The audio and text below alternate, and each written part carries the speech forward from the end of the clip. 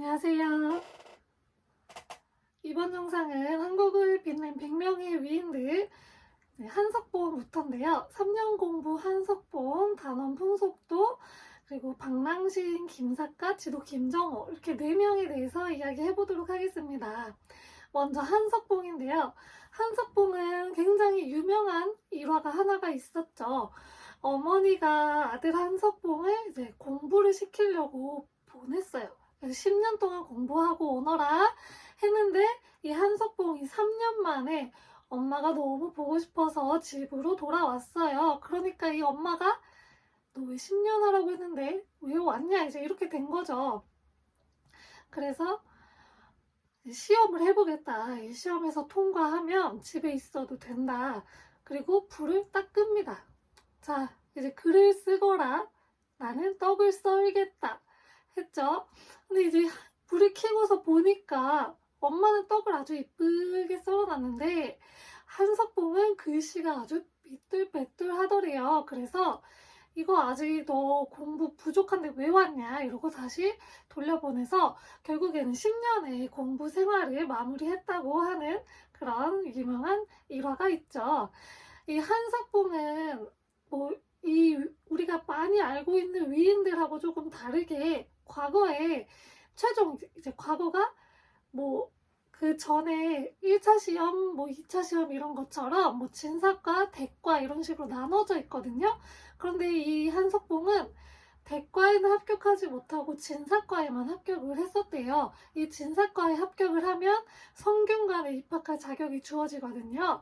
그래서 사실 많은 양반들이 대과를 굳이 목표로 하지 않고 진사과만 목표로 하는 경우도 많이 있었다고 합니다. 아무튼 다른 우리가 많이 알고 있는 위인들과는 다르게 대과에까지 합격하지는 못한 그런 인물이라고 합니다. 이 한석봉은 우리가 알고 있는 것과 마찬가지로 글씨가 굉장히 예쁘잖아요. 그 석봉 글씨체 그게 굉장히 유명하잖아요. 그런 것처럼 글씨를 굉장히 잘 쓰는데 그래서 당시 왕이었던 선조의 예쁨을 받았대요. 그래서 별제라는 관직을 얻었는데 아까 이야기했듯이 대과에는 합격하지 못했잖아요. 그래서 반대하는 세력들이 있었고 사원부에서는 상소도 올렸었다고 합니다. 이후에 이 글씨가 너무 예쁘게 잘 쓰니까 명나라에까지 유명해졌어요. 그래서 명나라 사신이 왔을 때 책을 필사해서 선물을 해줬고 이게 이제 그 공을 인정받아서 가평 군수로 임명이 됐는데 당시 선조 때잖아요. 선조 때는 무슨 사건이 있었죠? 굉장히 유명했던 사건, 임진왜란이 있었습니다. 그래서 전쟁을 겪고 난 후라서 더 이제 백성들의 삶이 너무 어려워지고 그냥 나라 자체가 삶이 굉장히 어려워지고 땅도 황폐화되고 엉망진창이었어요. 근데 한석봉이 그 엉망진창이 된 그 지역을 잘 살리지를 못했대요. 아주 말아먹었다고 합니다. 그래서 결국에는 탄핵이 되었다고 합니다. 다음은 단원 풍속도의 김홍도입니다. 단원은 이 김홍도의 호입니다. 그 단원 풍속도라는 가사가 있죠. 단원은 풍속도를 굉장히 잘 그렸다고 합니다. 조선시대에 또 유명했던 화가가 한 명이 있는데 강세황이라는 화가가 있어요. 이 화가의 제자이고요. 강세황의 추천을 받아서 도화서의 화원이 되기도 하였습니다. 이후에 이제 여러 가지 그림을 그렸는데 그 중에 가장 이제 유명한 게 산수화와 풍속화들이 굉장히 유명해요. 제일 유명한 게 씨름도도 있고요. 또 서당을 주제로 그린 그림도 있죠. 그런 식으로 이제 서민들의 삶을 그린 그런 풍속화가 굉장히 유명합니다. 김홍도는 또한 영조의 어진도 그리고 정조가 왕세자 시절이었을 때 이 정조의 초상화도 그리기도 했대요. 그래서 이후에 정조의 이제 지지도 많이 받았다고 합니다. 다음은 김삿갓입니다. 김삿갓의 본명은 김병연이고요. 왜 김삿갓이냐? 삿갓을 늘 쓰고 댕겨서 김삿갓이라는 별명이 붙었습니다. 이 김삿갓 집안은 할아버지 때 홍경래의 난이 일어났는데 이 홍경래에게 이제 항복을 하면서 가문 전체가 다 몰락을 해버렸대요.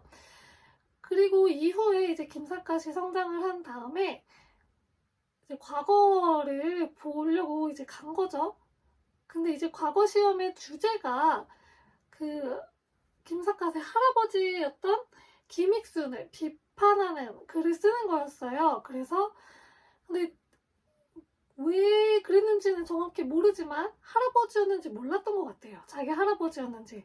그래서 아주 신랄하게 비판을 하고 과거에 급제를 하게 되었습니다. 그런데 이후에 그 김익순이 자기 할아버지라는 걸 알게 된 거죠. 그래서 그 사실을 충격을 받고 과거에서 물러난 다음에 방랑 생활을 시작했다고 합니다. 그러면서 여러 가지 시를 많이 지었다고 해요.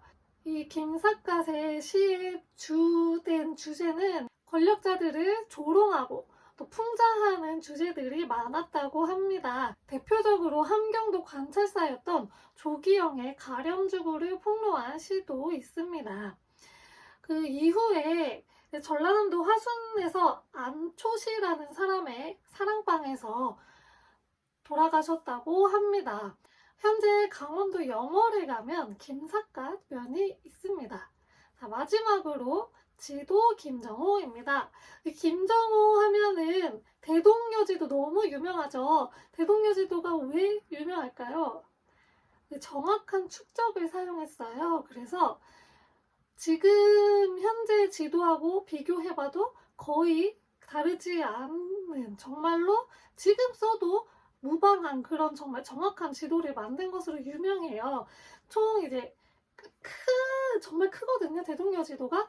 근데 거기 한 장에다가 다 그린 게 아니고 그거를 22장으로 만들었어요. 22장을 이렇게 연결해서 한 게 대동여 지도고 굉장히 휴대하게 편리하게 만들었다고 합니다. 이 김정호는 대동여지도라는 엄청난 지도를 만들었잖아요. 근데 그 가문에 대한 이야기나 뭐 김정호의 생물년도 이런 거에 대한 정확한 기록이 없어요.